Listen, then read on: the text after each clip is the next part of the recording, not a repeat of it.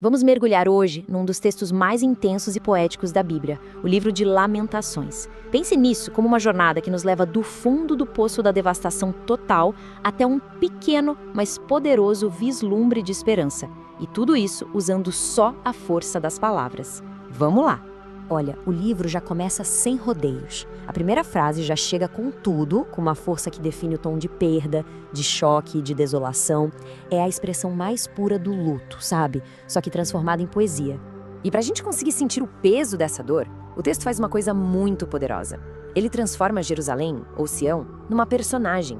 Ela deixa de ser só um lugar para se tornar uma viúva de luto, completamente abandonada e até traída por aqueles que um dia a amaram.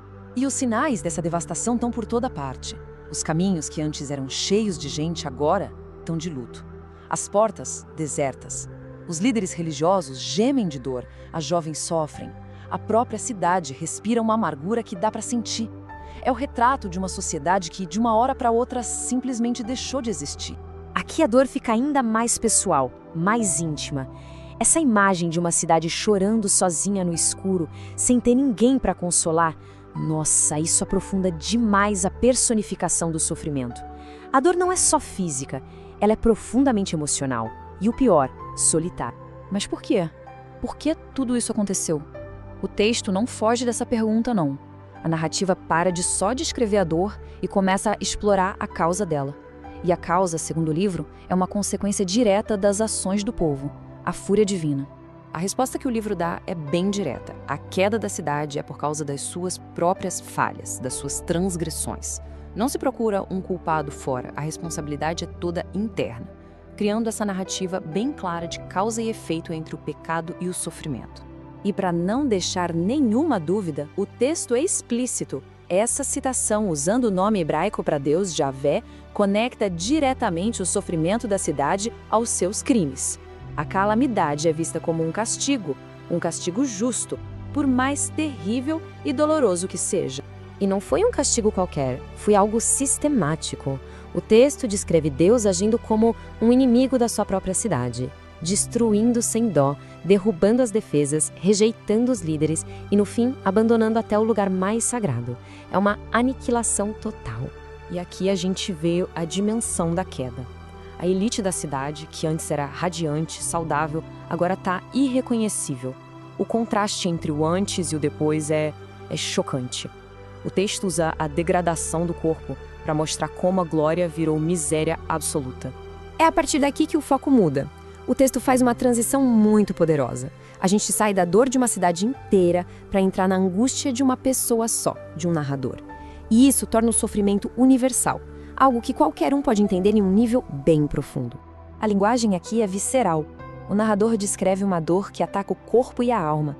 Ele se sente perseguido, encurralado, quebrado por dentro e por fora. É um relato bem detalhado de como é estar no fundo do poço mesmo.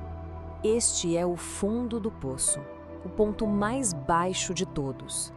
O narrador declara que perdeu não só a paz e a felicidade, mas até a esperança em Deus.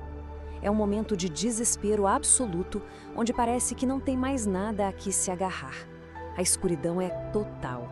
Mas é exatamente aqui, no meio desse desespero todo, que acontece a grande virada do livro. Quando tudo, absolutamente tudo parece perdido, uma mudança de perspectiva acontece.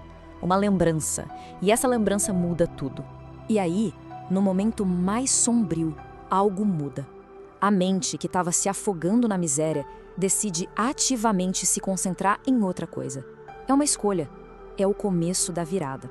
E a fonte dessa nova esperança está aqui. Não é que o sofrimento sumiu, não. Mas é a lembrança da misericórdia e da fidelidade de Deus que continuam ali, mesmo nos piores momentos. A compaixão divina é nova a cada manhã. Esse é o clímax emocional e teológico de todo o livro. Então, a grande mensagem é essa. A esperança não vem da ausência de dor.